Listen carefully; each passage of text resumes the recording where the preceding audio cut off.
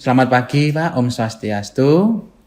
Perkenalkan nama saya Belo Becabat. Saya dari mahasiswa ISI Denpasar dan dalam program studi musik semester 7 dan kebetulan sedang menjalankan magang praktik kerja di Bali TV dan sekarang dalam penyelesaian untuk skripsi saya. Jadi hari ini saya mewawancarai Bapak sebagai narasumber itu untuk keberfungsian untuk skripsi saya yang bertemakan mengenai ekualisasi audio teknik mixing dengan mic todong.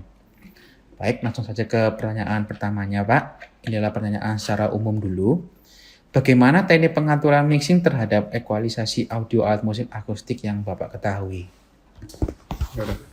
Jadi terkait dengan pelaksanaan kuis Pakis Bali itu saya akan terlibat dari awal. Kebetulan sebagai penanggung jawab juga karena kuis ini kerjasama Bali TV dengan Pakis Pasikian Krama Istri Bali. Nah kebetulan Manggala Pakis itu kan Ibu Koster waktu itu. Jadi Ibu Koster juga sangat mengerti bagaimana proses produksi sebuah program itu.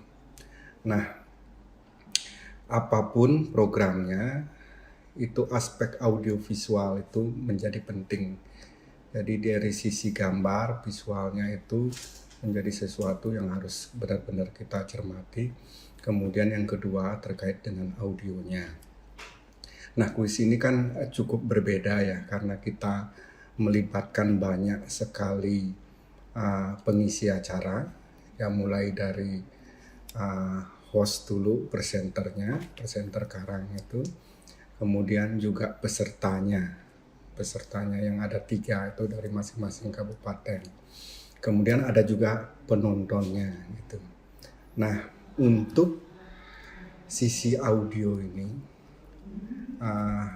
Bali TV berusaha bagaimana kualitas audio selain visual itu menjadi bagus. Sehingga kita sering sekali melakukan diskusi itu. Terutama kalau kita perhatikan dari YouTube gitu kan, aspek audio itu kan sangat penting. Nah, makanya di kuis Pakis Bali ini juga menjadi perhatian kita. Yang pertama kalau presenter hostnya itu ya sudah Pak, dia pakai clip on itu kan, pakai clip on. Kemudian kalau peserta, jubirnya, juru bicara yang akan ngomong masing-masing itu sudah disiapkan dengan clip on. Tetapi permasalahannya kan mereka ada sesi yel-yel itu. Sesi yel-yel itu yang mereka akan melakukan pergerakan, kemudian melakukan pergerakan, terus audionya karena mereka juga menyanyi, menari gitu, audionya bagaimana gitu. Nah pada episode pertama itu ketika kita sudah berproduksi, kita melakukan evaluasi tim Bali TV dengan MDA. Pakis kan di bawah MDA ya, melakukan evaluasi. Ternyata ketika mereka menari itu, menyanyi itu, suaranya satu aja yang masuk gitu. Karena dibekali dengan clip on kan, suara satunya masuk, nggak merata. Nah, bagaimana solusinya itu biar begitu mereka menyanyi, suaranya nggak dominan satu orang saja gitu. Jadi episode berikutnya udah mulai diletakkan mic yang bisa mengcover suara dari peserta itu. Jadi secara teknis mungkin tim teknis yang melakukan itu bagaimana audionya yang nyanyi itu nggak dominan. Cuman permasalahannya lagi pada saat ketika yel-yel itu ada yang baca puisi, ada yang nyanyi gitu kan. Nah, itu kan menjadi satu perhatiannya. Kalau kita simpulkan, memang dari sisi audio visual itu masih banyak yang harus kita kita perbaiki ya, karena kita sebagai penonton itu ingin terpuaskan, mata ini ingin terpuaskan dengan gambar-gambar yang ya profesional ya, penataannya profesional pada saat penayangan itu. Dari sisi audio juga itu kalau kita nyaman itu mendengar itu akan bagus, akan kita terima dengan bagus. Misalnya kalau ini suara musik mereka pakai gong itu terlalu besar pada saat nyanyi itu juga perlu tim teknis audio itu mengevaluasi gitu. ada suara yang terlalu keras. Pada saat mereka nyanyi itu kan pakai gong gitu, ada pakai alat musik yang lainnya itu yang harus. Jadi menurut tanggapan ada tanggapan dari narasumber lain. Jadi mungkin bisa diartikan audio mixing yang baik itu adalah ketika audio itu balance berarti Pak ya, seimbang. Apakah betul menurut Bapak seperti itu? Sesuai dengan kebutuhannya. Sesuai dengan kebutuhan. Kebutuhan kita apa? Misalnya yel-yel ini. Kita ingin suaranya merata menyanyi. Nggak dominan. Kalau nyanyi ini suara vokal sama musiknya kan harus balance. Harus balance. Nah, yang itu. Jadi yang seperti itu. Kemudian termasuk audio untuk penonton. Kadang kita perlu atmosfer. Atmosfer itu suara yang terjadi di lingkungan itu. Misalnya tepuk tangan, mereka ketawa dengan jawaban yang lucu gitu mungkin, atau adegannya lucu. Itu juga harus tercover audionya di samping dari sisi video gitu. Jadi pemenuhan audio untuk mengcover penonton, audien yang di sana, untuk presenter, untuk peserta, untuk yel-yel. Gitu. Okay. Nah itu harus diperhatikan itu. Nah, ini kebutuhannya apa gitu kan, yel-yel untuk bisa mengcover semua, apa audionya yang bisa menangkap itu. Nah untuk kalau jubirnya ngomong ini apa, cukup dengan clip on, karena dia melakukan pergerakan ya udah clip on dipakai gitu. Berarti mixing yang baik adalah ketika audio itu bisa dihasilkan untuk kepada penonton dengan baik dan bisa sesuai dengan kebutuhan dari memang audio itu berarti ya Pak ya. Gitu. Okay. Baik, untuk lanjut saja untuk pertanyaan kedua, masih terkait dengan hal umum Pak. Bagaimana teknik pengaturan mixing terhadap ekualisasi audio mic todong? Jadi sekarang lebih fokus kepada mic todongnya. Mic todong itu yang mana ya? Mic todong itu contohnya seperti waktu Kuis Pakis Bali dalam acara Kuis Pakis Bali itu ada yang di lantai yang mic boom itu Pak. Okay. Jadi menurut pengetahuan Bapak itu bagaimana sih tentang mic todong itu Pak?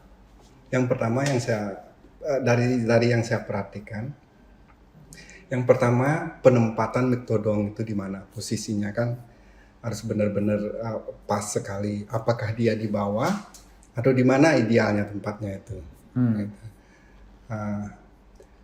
Karena dia harus menjangkau suara dari peserta yang melakukan pergerakan itu. Itu satu tempatnya itu. Terus kualitas ini mic todong ini untuk menangkap suara itu. Tempat itu maksud saya gini, karena kita kan sering melakukan pergerakan ini. Kadang ketendang kayak gitu kan, itu secara standarisasi itu bagaimana itu gitu kan, penempatan mic todong itu. Nah, misalnya obet gitu. Kalau ada depan peserta itu misalnya 10 orang. Secara teori mic todong itu gimana posisinya? Untuk bisa mengcover suara yang bagus itu, menghasilkan itu. Kalau saya berbicara tentang ada dari teori dan memang ada dari tanggapan narasumber utama.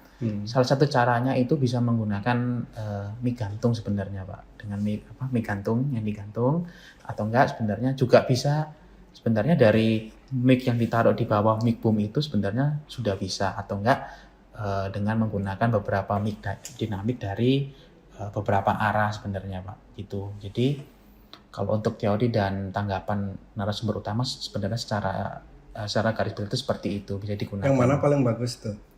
Kalau untuk secara bagus sih kembali ya Pak, karena kan tergantung kebutuhan dan karakteristik dari acara itu bagaimana gitu. Karena di sisi lain, karena kalau misalnya mic dinamik yang beberapa arah kan, kalau kita kemarin melihat acara Kuis Pakis Bali itu kan bergerak-gerak kan Pak. Nah, jadi kan takutnya kalau misalnya mic itu ditaruh dengan pendapatan tidak baik kan pasti kan akan terganggu kan Pak. Kemudian juga kalau kemarin saya bertanya kepada narasumber juga, Kalau misalnya mic gantung itu akan mengurangi eh, kualitas dari visualnya, karena kan visual juga harus diperhatikan. Jadi Ya, sebenarnya tergantung sesuai dengan kebutuhan kembali Pak ya. sebenarnya.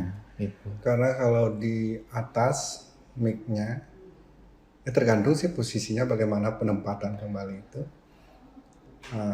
Memang akan mengganggu dari sisi gambar karena ada kamera master itu yang ngambil kan, kemungkinan bisa bocor itu kan. Kita kadang dalam berproduksi itu menghindari bocor itu. Ya, satu-satunya ya di bawah gitu kan, Oh iya. kadang yang bebas dari itu. Kalau menurut Bapak sebenarnya, kalau menurut pengetahuan Bapak, apakah bagaimana sih kalau ini kan tadi kan mic todong itu kepada orangnya kan, berarti kan Pak, kepada pelaku orang yang berpenampilan ya. Nah sekarang bagaimana kalau misalnya mic todong itu dilakukan pada alat musik Pak? Menurut Bapak itu Metode yang dilakukan di alat musik maksudnya? maksudnya kan menurut pandangan narasumber, ada narasumber juga mengatakan kalau mic todong itu sebaiknya dipakai dalam setiap alat musik itu loh Pak. Kan ada penampilan di itu kan juga ada orang yang memainkan musik kan Pak, alat musiknya akustik, gitar atau apa. Nah, apakah bisa kalau misalnya mic todong itu di setiap alat musik itu dipakai satu gitu Pak? Akan lebih bagus ya, karena kita juga berproduksi program lain kayak BRTP itu kita melakukan itu. Oh. Jadi kan ada band nih, ada yang tampil di sisinya ada band, ada yang pakai keyboard kan ya, Obed ikut tuh belum ya, atau angkatan yang sebelumnya ikut tuh, ada pakai keyboardnya pun 2, ada drum, ada alat musik yang lain gitu kan. Jadi pakai mic itu, cuman masalahnya sekarang akan kembali kepada kelengkapan dari peralatan teknis yang dimiliki oleh tim itu. Oke. Terkadang kita mengerti secara teknis ini yang bagus. Cuman kita juga akan dihadapkan pada permasalahan kelengkapan alat teknis kita. Misalnya kita juga dalam sehari itu berproduksi sekian program gitu kan. Jadi beberapa perangkat kebawa dan yang lain gitu. Gitu sih. Secara teknis kita juga memahami bahwa contoh misalnya dari segi lighting gitu kan. Untuk menghasilkan gambar yang bagus itu kan ada beberapa titik yang harus dilengkapi dengan lighting. Terkadang kita mengatasi kekurangan itu dengan memaksimalkan yang ada gitu. Jadi seperti itu. Nah, mengapa di Kuis Pakis Bali itu tidak selengkap yang mungkin kita akan menghasilkan yang bagus itu, karena juga dihadapkan pada permasalahan itu. Kelengkapan untuk peralatan kita. Sarana prasarana berarti gitu. Betul. Oke. Baik, untuk pertanyaan terakhir secara lebih khususnya Pak, bagaimana teknik pengaturan mixing terhadap ekualisasi audio alat musik akustik dengan mic todong di Bali TV pada penampilan Yelya dalam acara Kuis Bali kemarin? Menurut Bapak pandangannya seperti apa untuk hasil mixingnya gitu? Mungkin kita lihat dari project yang sudah kita tayangkan, itu ada sekitar 9 tambah 3, ada 12 episode dari tahap penyisihan sampai tahap akhir. Jadi mungkin episode awal kita masih banyak yang kurang ya dari sisi audiovisualnya. Artinya seperti yang saya ceritakan tadi itu, ketika yel-yel itu ada suara yang dominan, terutama kayak menyanyi gitu kan, yang dibekali dengan clip on itu, yang biasanya jubirnya itu, juru bicaranya itu, dia suaranya lebih dominan ketimbang yang lain.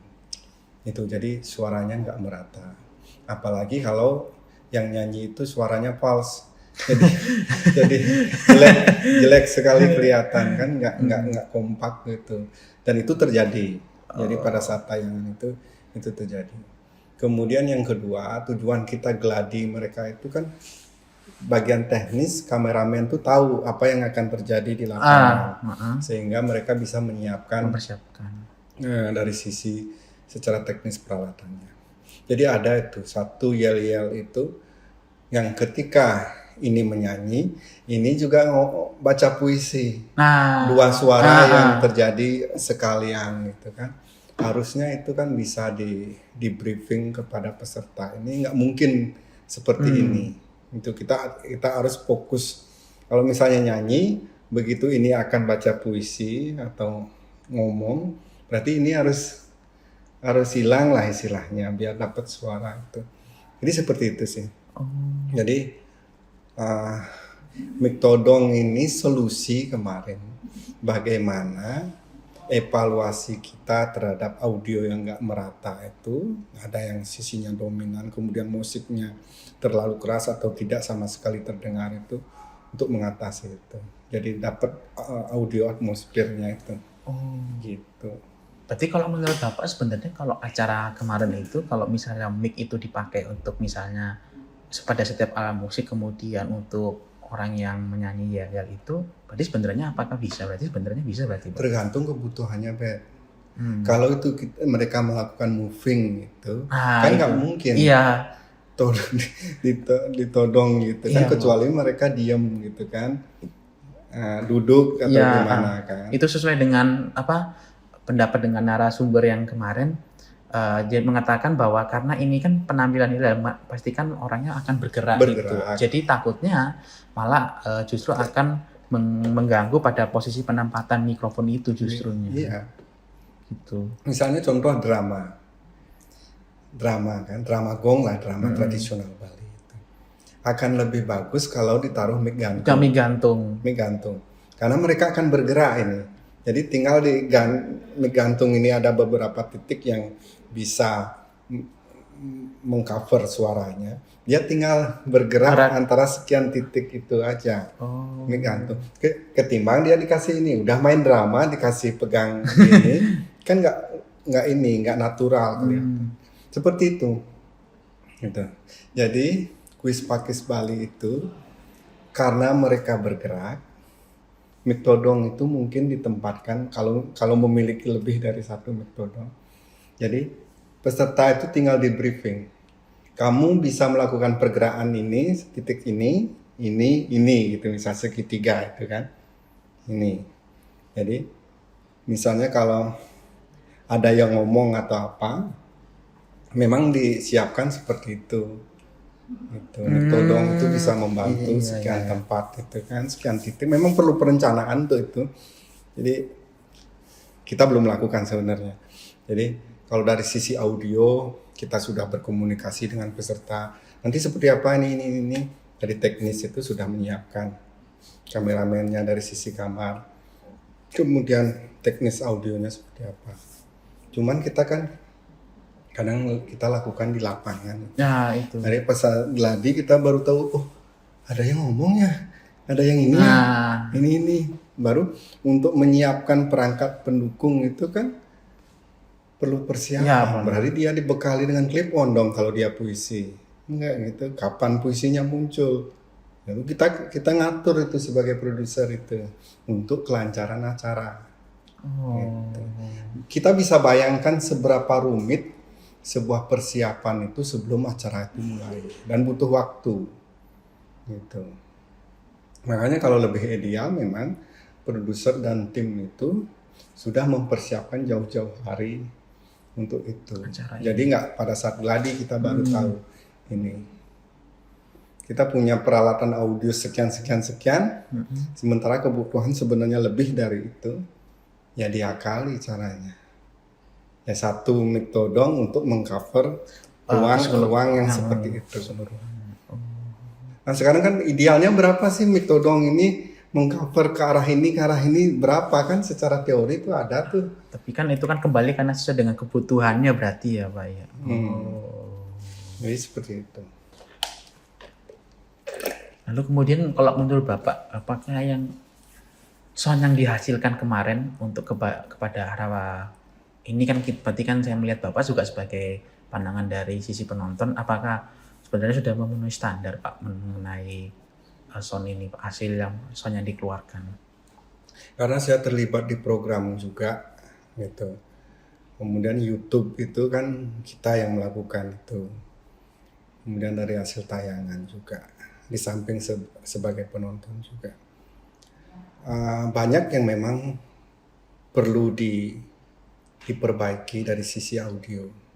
Masih ada kadang suara kerebek gitu kan, suara yang noise itu kadang masih ada, sehingga kita akali. Misalnya kamera ini ada 4 kamera, ya 4 kamera itu.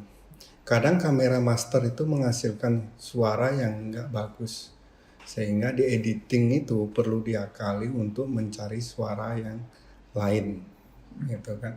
Makanya kalau diperhatikan di YouTube tuh dari sisi audio itu ada beberapa audio yang agak kurang pas ya. Jadi peralihannya karena kita pakai audio lain gitu kan. Jadi merekam di sekian kamera itu jadi kalau satu kamera yang record itu ada masalah, kita masih ada opsi untuk ininya, untuk audio dan gambarnya. Masih banyak yang perlu diperbaiki, tapi kita kan ngobrolnya sama orang yang ngerti audio. Jadi ada yang penonton yang cukup puas disajikan visual dan sudah ada suara udah cukup. Tetapi teman-teman yang mengerti musik, mengerti audio, dia akan sangat paham itu. Oh, kok gini suaranya? Gitu kan. Kok gini suaranya? Tapi berarti tapi untuk setiap penayangan berarti kalau untuk sound yang ditangkap dalam acara itu untuk kemudian diedit berarti tetap masuk dalam proses mixing dulu baru ke kamera Pak, atau langsung ditangkap oleh kamera langsung berarti Pak sebenarnya? Langsung itu ke kamera. Jadi editing itu akan dikasih materi gambar lengkap dengan suaranya. Ini kamera mana? Kamera master misalnya. Maksudnya kamera hasil dari rekaman semua yang sudah di switch bersih, gitu kan? Kan ada bagian switcher itu yang men-switch. Oh, sekarang long dulu semua kelihatan. Oh, ini presenter kemudian. Oh, sekarang peserta yang diperkenalkan peserta 1 rapi. Rapi sudah lengkap dengan audionya.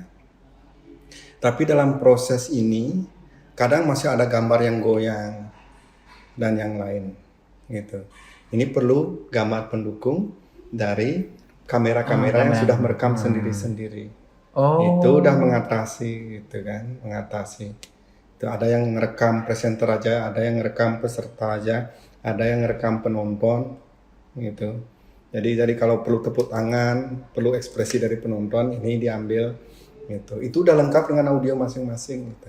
Berarti itu yang ditangkap oleh kamera sendiri berarti Pak? Yang ditangkap oleh kamera.